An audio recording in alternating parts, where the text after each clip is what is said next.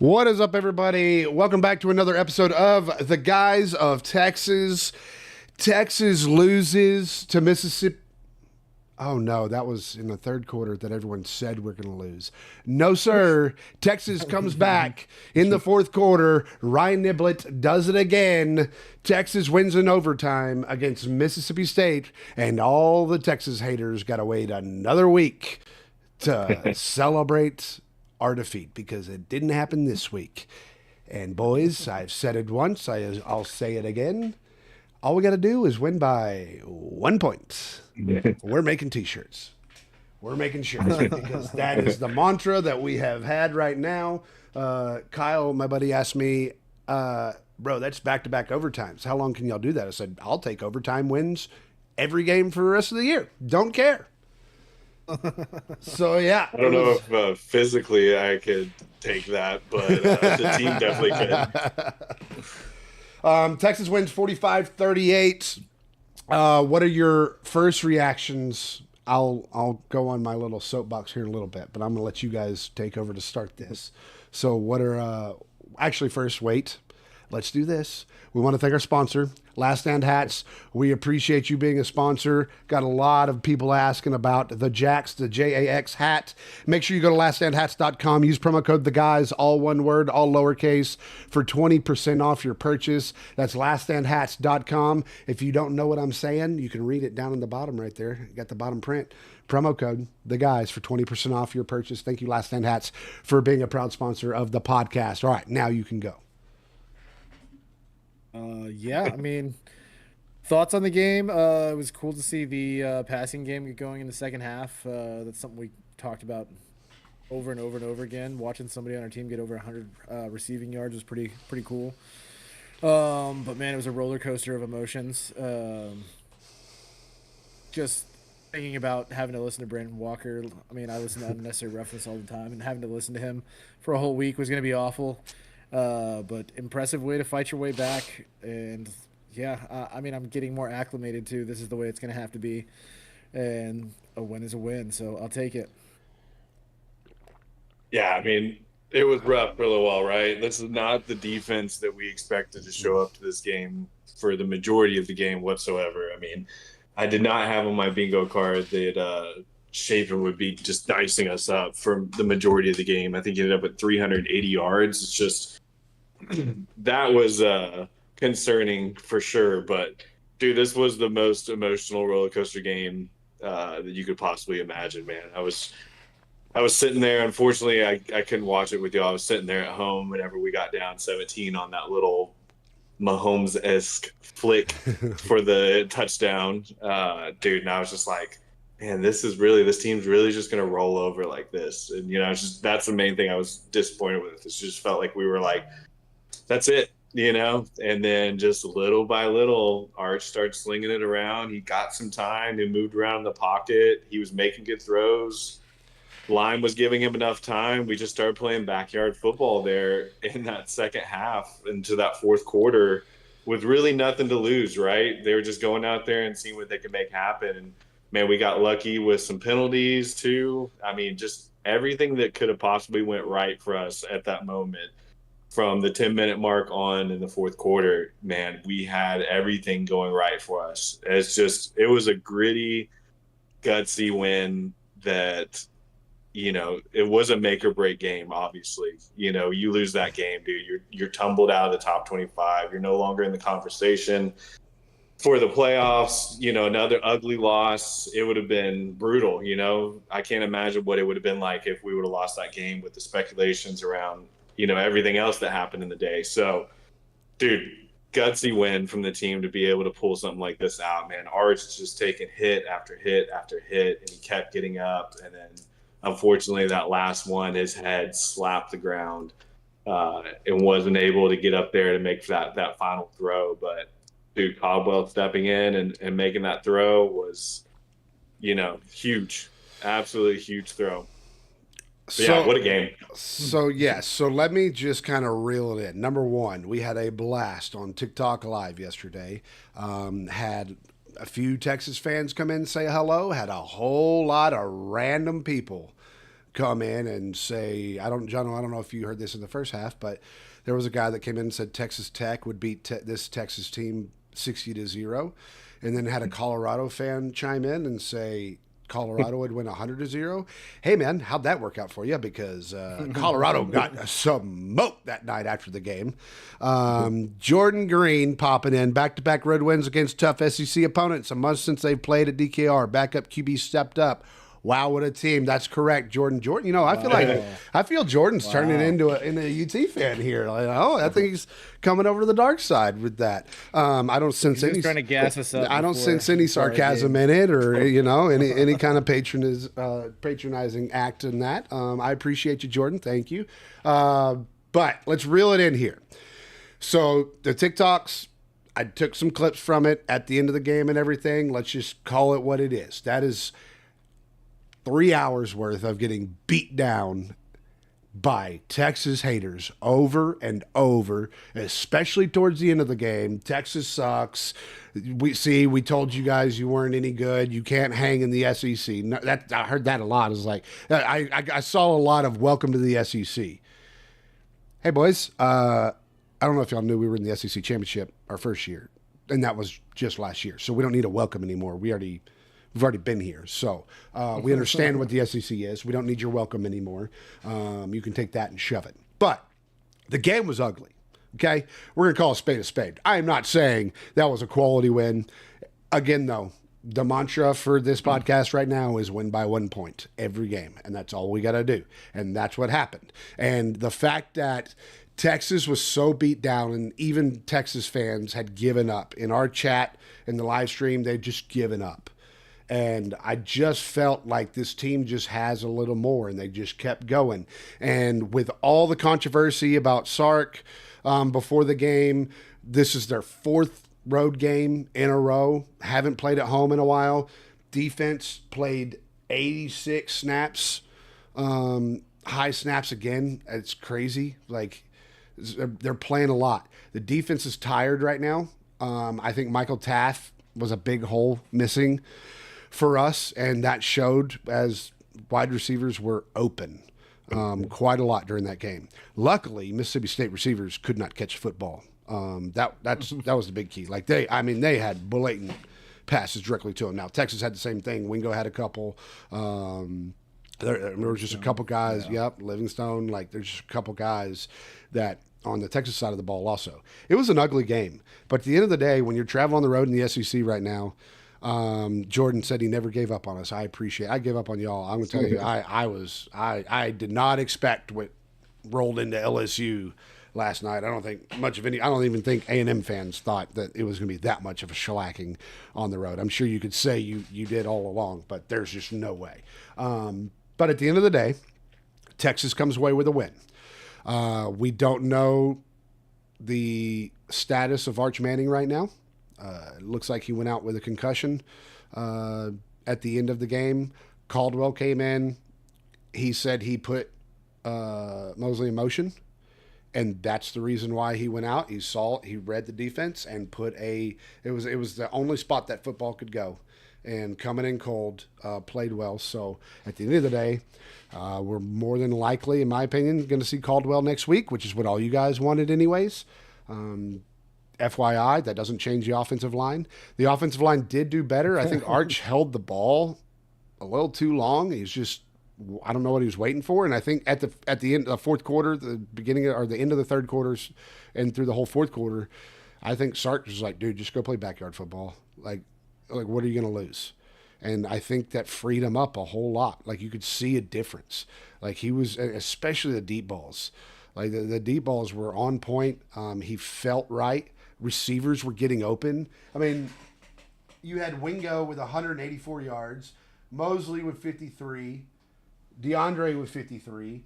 I could have sworn, not looking at the stat line, I could have sworn Livingstone had a whole lot more yards than 22 yards.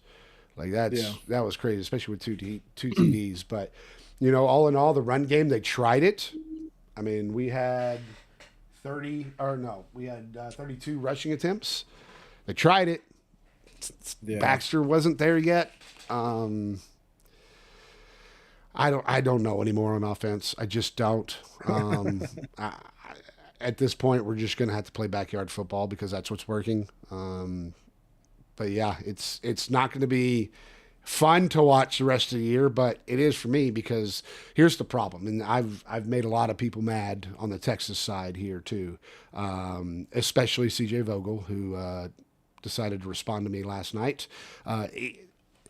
Stop being in the middle of the game, giving up on this football team. Like, stop it. Like, wait till the end of the game to do that. And I've said that over and over. If it's the end of the game and we lose, that's fine.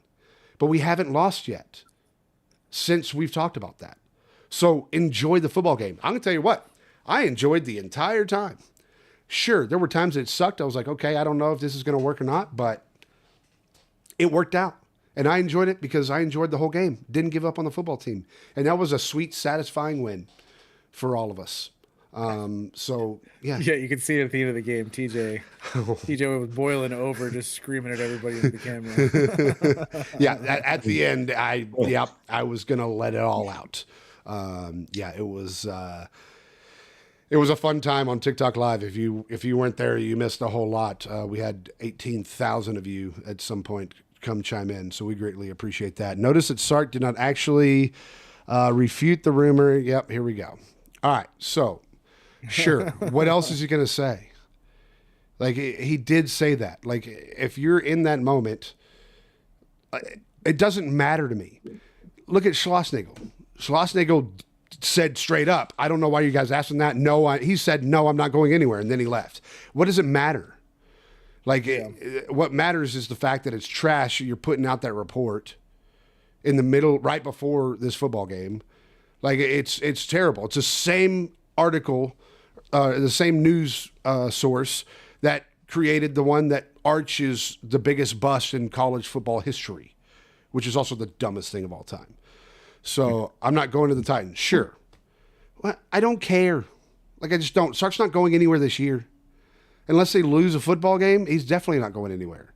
So you guys can all hope all you want, but it's just not happening this year.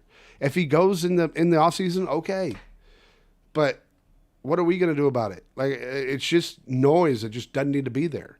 And I'm perfectly fine with the way Sark handled it, the way he responded. I watched it. That's the right response. Why is it trash? It's their job to report what. I'm not. All right, so you're telling me the timing of that article of one person reporting this, one person. This isn't multiple reports. Everyone took that one report and basically just reposted that one report. If that's true, there's going to be multiple people coming out. Adam Schefter, did you see anything from him? That's the one I would trust if it came out. Like, that's my point, is the fact that this is a propaganda behind it. Now, whether or not it's Sark's agent doing it, I don't know. But based off of Sark's response, I don't think it was his agent. Whether or not it was supposed to get out or not, if it is happening, if it isn't, I don't care. Because at the end of the day, we talked about this, the media is the one been pushing this on inside the Texas locker room.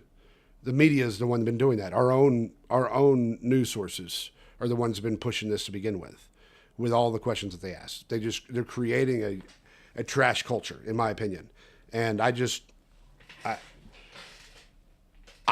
in my opinion, it's trash. Like, it's just trying to get clicks.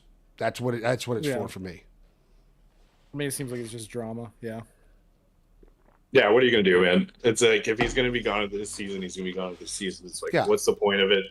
Even worrying about anything right now, all we got to do is worry about the next team in front of us, man. It's just, I hate that noise came out, and it's a little bit of a coincidence in my eyes that the person that released it was the same people that wanted to throw Arch to the fire after starting 6 games in his career. So I think you just got to block out the noise at this point and move forward. I mean, nothing's going to be happening this season. I think the NFL is the only way he could go. I don't think he's going there's nowhere else. There's not another job that would equal where he's at right now for a resume portion. No, yeah. I've always thought the only way he's leaving is for the NFL. Yeah. Which, I mean, he hasn't denied claim. Like, he's definitely not said that he doesn't want to go to the NFL. Like, it's a real possibility, but I don't think that's happening right now. Which we've known that. I think my problem is, like, it's the living in the now moment for this season. Like this stuff Yeah. isn't going to happen this season. That's my problem with it. Is it's just coming out right before a football game to create more turmoil and to try and make it actually happen. If Texas loses that game, who knows what happens after that? Like that was the whole reason of releasing that article at that time and getting clicks. Like that's what it's for. And that's what the game is here, but we're not here to chase clicks. It's just not the case. We're gonna tell it how it is, and that's my opinion. And I know Jono and Seth have a different opinion on it. I know that. I know I'm in a very minority of I love to live in the now. I love to enjoy the middle of the football game. I don't want to think about the what ifs. Like, oh well, what if we don't convert this first down? What if we didn't get that field goal kick blocked? Like, let me finish the football game and then we can talk about it. But again, we get to the end of the game, we end up winning. I enjoyed it the whole time. So that's just kind of where I'm at. Yeah, dude, that was an emotional roller coaster to say the least. But man, Sark was coaching in that fourth quarter, man. I mean, it was rapid fire, right? And the way the defense was able to stall as well, because dude, Mississippi State, the way they were just firing things off, it was hard for us personnel wise because we weren't able to get guys in and out. But I don't know if y'all saw, but me watching it at home, there's multiple times that they sped up and hiked the ball early when there could have been a review on either a spot for a first down or down at the goal line that it was going to be a touchdown. Both of them ended up costing Mississippi State just off of them and their speed. But as soon as we slowed down that offense and made them actually huddle up where they couldn't just fire things off with tempo, that's when you saw our defense completely lock in and we're able to get pressure on them, able to stick with the receivers a little bit better. I mean, I hate that it took the whole freaking game for that to happen, but the defense did lock in when they had to lock in the last 3 or 4 possessions of the game. Dude, and then it hasn't been said yet, but Niblett, I can't say enough about him, man. Like, this is 3 straight games now of him making massive plays for us. And whenever they kicked it to him, that last time I was like, oh wow, they actually kicked it to him. And then he got it and I'm like, no way, this is happening again right now. Like Niblett, like I just wanted to be in the mic screaming Niblett again, you know? Like, it felt like OU all over again. It's just the fact that he's able to do that again is just incredible. And I don't think we're going to see people kick to him really at all, probably the rest of the season, unfortunately. But I would love to find a way to continue to get him involved in some kind of packages. I know they haven't worked out great so far, but what a freaking stud. What a freaking heartbeat of the team to keep us alive. Yeah. On his shoulders completely, man. That was impressive. Does somebody want to address a comment or? We want to keep letting him troll over there? Yeah. Yeah, I'll do it. Screw it. What if you lose by 30 at home to the Aggies? Yeah, I see what you mean. No point in thinking about it now. Look, man, just because Jordan's been quiet for like the last 4 years. He's like, I don't really watch football anymore. And now his team's good, man. He's chirping. Yeah, it's one of those. I love to see it. Love to see it. Yep, I'm happy for you guys. I mean, you guys haven't really experienced any of this yet, so let's see. Wiley, defense was off until the last quarter and kept us alive. Niblett cannot be emphasized enough. Yeah, that's correct. Niblett has definitely gone off, and it's crazy. Like the first 4 games, he was so quiet, and then just broke out. Like just completely broke out. Like he has definitely been the X factor for Texas and kept us in this season so far. I'll go back to Jordan's comment real quick. He's been dreaming. He's been dreaming that dream for his entire life. So dream hadn't come true yet. So yeah, we'll see. I know LSU is. You guys are still on that high, but sometime what goes up must come down. So LSU, what is happening? I don't know, dude. I mean, we they have hate fall Brian from Kelly grace this year, also like starting off number 1 and where we're at now. But like, I really thought LSU had a good shot this year. Man, they are just trash. Wild. Dude, I feel like he's kind of like squashed like the swagger that LSU had. I don't know. I just feel like during the Coach O days, like LSU kind of just had like a way that they held themselves. Same thing with Alabama, where you're just like, man, I really don't want to play these guys, right? They're pumping out talent, but man, Brian Kelly, I feel like it's just squashed that there. I know the Fire Kelly chants broke out late in that fourth quarter there at home, which is brutal for him. So yeah, I don't see that lasting too much longer there. Yeah, I was watching T-Bob on that, and I mean, he's like, well, I mean, yes, we need to fire him, but every year we keep him, it's $10 million in our pocket. So I don't know. Like, That's one way to look at it. That's the thing is like, look at all the coaching positions that are opening up right now, and there ain't enough quality talent to fill all those. Like, it's going to be interesting. Just to see the where coaching all the dominoes coaching fall. carousel is going to be insane at the end of this year because of the way the expectations are for everybody now. Like, you got a short window, you got a short leash, you got to win right away, and if you don't, man, people are going to make a change quick. So that coaching carousel is about to be insane towards the end of this year. Oh yeah. If you guys are just joining us for the first time on YouTube, we appreciate it. If you're on Twitch, we appreciate it. Make sure to hit the follow, the like on the video. That helps us go a long way to supporting the podcast. So we greatly appreciate it. BK looks like he actively hates his job and his job hates him. Yeah, that is a miserable job right now. Like Sark's got it bad, but Brian Kelly is, imagine having to show up for the rest of the season on that. Like, that's going to be fun. Oh, he's staring down the barrel at $53 million. I think he's all right. Yeah, I was about to say, it could be worse. Take the chance. It's fine. Yep. Where was I going to go? Oh, we got tickets, boys. We're officially in for the Georgia game. We're there. Let's go. So yeah, my memory was a little hazy from last night, and woke up again this morning to realize that those have been bought. So how late were you up last night? I was up late. I went over to Brad's and kept drinking for a while. Nice. Yeah, it was. Went to Shooters. Mark held it down on base. Got to watch them play for a little bit. It was fun. So I was out late last night. Woke up this morning and was like, I need to go sweat this out. So I went and played disc golf this afternoon. So that was a much needed thing. Otherwise, I would have just been dead on stream today. Man, what a win. What a win. Like, it's so nice to be like, just to see all the hate over and over for 3 hours and then to be able to satisfy that urge to just yell and scream of all the people that talk trash at you. That was so satisfying. It was great. We appreciate if you could join us on that. It was hilarious watching TJ. Like, he was on the stream the entire time, and I was like meeting people that had came up there to watch the game with us, or like going and grabbing a drink. You come by and like TJ's just solo talking trash.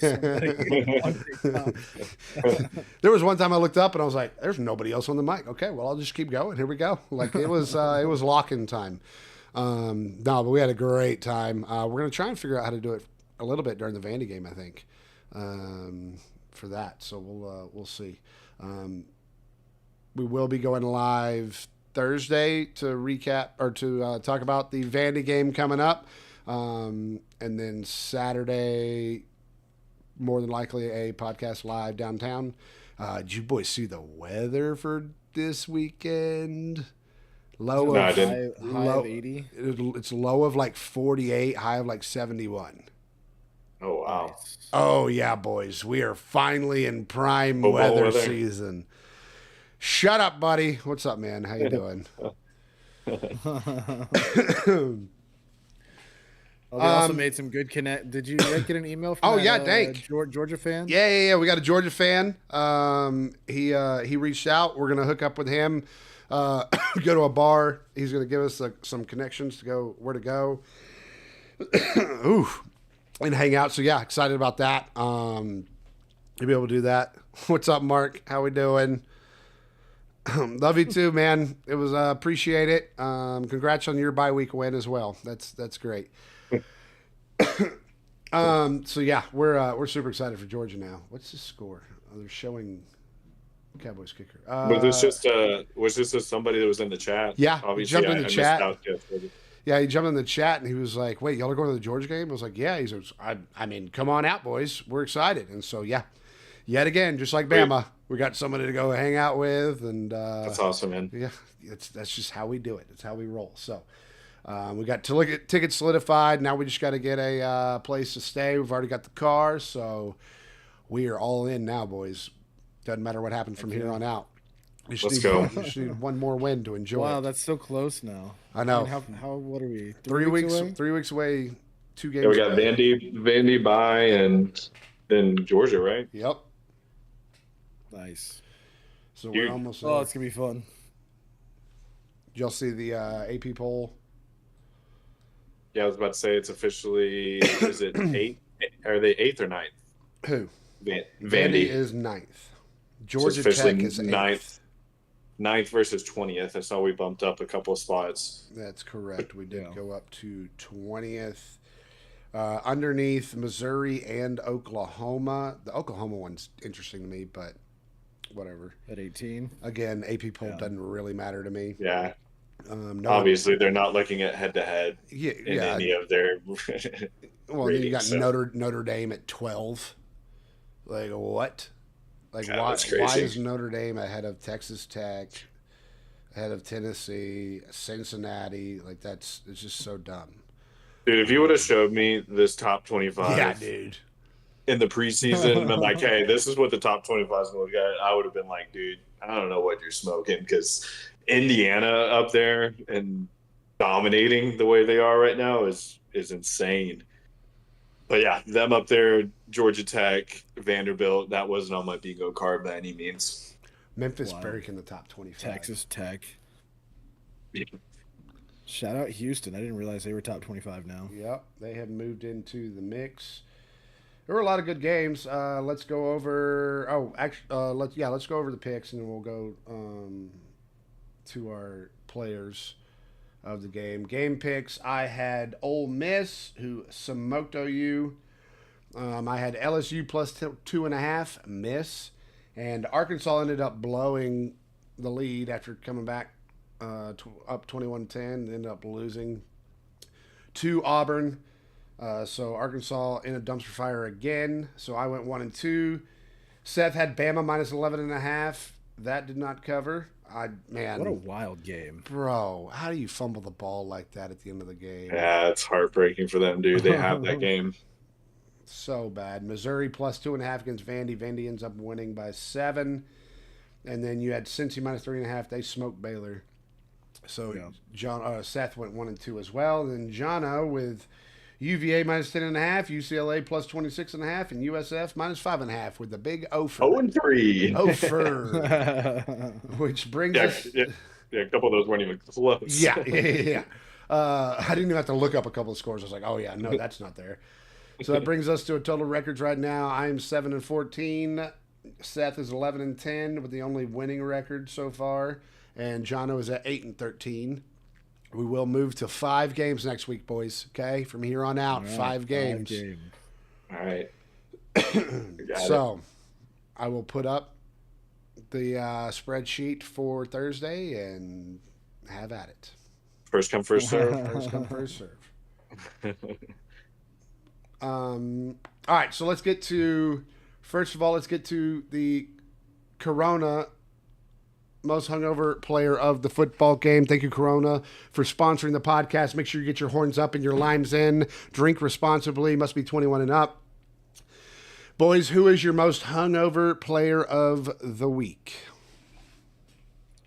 I'm going to stick with the same one that I've gone with before. They have a drinking problem. The O-line still sucks. They seem to show up hungover every single week and cannot protect. So, till there's improvement, they are going to be my go-to hungover player of the week. Jono. I'm going to go with injuries. I just feel like it's been another disappointing game. He got blown up a couple times on pass protection. Supposed to be that safety net.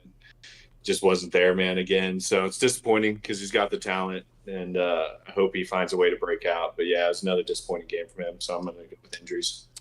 I'm going with Shipley. How do you miss that field goal? That is, and he had another one blocked, but it ended up going in, and then we got the penalty.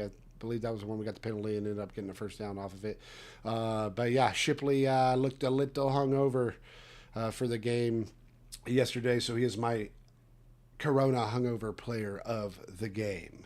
And now we'll go to the exciting part, the horniest Longhorn of the game, boys. Who you got for horniest player of the game? Don, are you going to take him again? Who you got? Yeah. Who's going to steal it? You can go with me. I'll go first. Yeah. I mean, I could pick the obvious here, but God dang it! I was going to take mine. No, I'm going to go Arch, dude. Oh, okay. I feel like this is a game that was.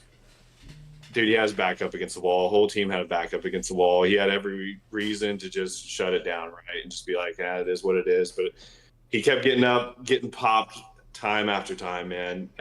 Made some huge throws, put it all on the line, man. So I'm gonna give it to Arch this week. That was a ballsy performance.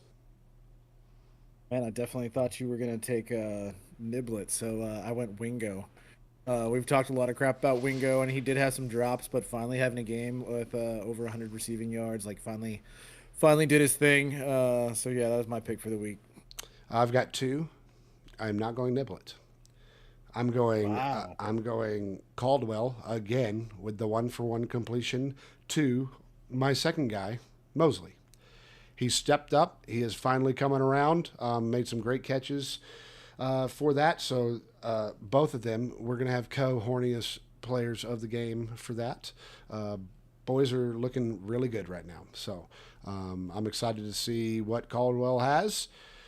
More than likely next week, because I don't think Arch is going to be to do that. So Yeah, I'd be shocked if he's cleared. I mean, yeah. The way that he got up, if they go back and review that by any means, the way that he got up, and you could see he was just completely dazed. Seeing his mom, shake her head, obviously. She was shaking like, he's not good. I'm like, God dang it. So I would be absolutely I thought shocked. after a couple steps he would be all right, but then Yeah. he was still all the way to the tent and still seemed like he was kind of like stumbling and His feeling head smacked the ground really hard. Looking at that play again, that was a tough hit for sure. So I would be shocked to see him out there. I want to know why he went to the tent the first time. I didn't see what happened. I don't know if that was a concussion protocol or if there was something else. It was in the first half. Hearing the commentators, they were talking about an ankle. Okay. So I never heard a confirmation on that, but whenever he first initially went out, they were talking about him having an ankle issue. Got it. Score predictions, those are out the window. No one thought that we would give up 38 points to Mississippi State, but we gained 45 points against Mississippi State. So that, my friends, goes into the win column, and that's all that matters. Win by one, baby. Win by one. I'm going to talk to Last Stand about making a hat. And the win will be a Longhorn. Win by one. No one take it. No one take it. Dibs. Dibs. All right, you guys got anything else for this week? Someone reported this? I think it was Seth. The Kiffin thing, is that true? Yeah, I remember on the live stream bringing it up, but it was some contract clause that he already had that triggered some like contract extension. I think. Oh, it automatically triggered it. It was like an automatic thing. It wasn't that okay. they signed something new or anything. Got it. Okay, so Kiffin is still on the board, available. Which again, I mean, he was saying whenever he left the stadium, I don't know if y'all saw that, but he was celebrating with the Ole Miss fans. He was like, "I'm not leaving," as he was leaving the field. So he does love it there. I wouldn't leave if I was him. I love giving Jaden crap about it. It's fun, but I wouldn't want to go leave. He's got that thing rolling. He's getting paid like within the top 5-6 coaches in the country already. Like, I just don't see the sacrifice. Like, you're putting yourself at so much risk to go rebuild Florida. Yeah, ain't it? Yeah, maybe somewhere else, but not Florida. There's so many coaching jobs available right now. It's kind of crazy, but we shall see as the season progresses. I do want to do a special thanks to all of the haters that came to TikTok Live. Screw you. That's all I really have to say because you guys gave me hell the entire time. And it was so sweet justice to be able to finish it off with a win. And you guys have to just wait one more week at least. And you're going to have to wait another week and then another week because this team ain't losing. All right. Win by one, baby. And we're going to continue it on. So, you want to come in the chat? You want to talk to trash? Perfectly fine. We love the banter. Just know it's going to come right back at you, baby. Your hate brings TJ to life. That's right. Oh, it definitely did. I love it. You guys got anything else for this week? I'm disappointed I'm not going to be there with you guys this coming Saturday, the first home game in a long time. It's going to be fun, but I will be trying to tune in if I can. Cool. Maybe I can live stream in, but yeah. Hope y'all have fun out there. Absolutely. Yeah. Just keep us updated on what you want to do, and we'll try and get you in there for the live stream also. We will be live downtown next weekend. Probably it's going to be in Erdeland, probably about 9 o'clock for the game, so it'll be a little early, but we'll go have a blast, enjoy it. But yeah. Thank you guys for joining us. Make sure if you haven't done so, go to laststandhats.com. Use promo code TheGuys for 20% off your purchase. Thank you, Last Stand Hats, for being a sponsor. Thank you for Corona for being a sponsor of the podcast. Make sure you get your horns up, limes in. Drink responsibly. Must be 21 and up, boys. Until Thursday, we'll see you then. I'm going to go enjoy the rest of the day and then just bask in this glory of a win that we just got. So appreciate you. Until then, hook 'em horns, baby. Welcome.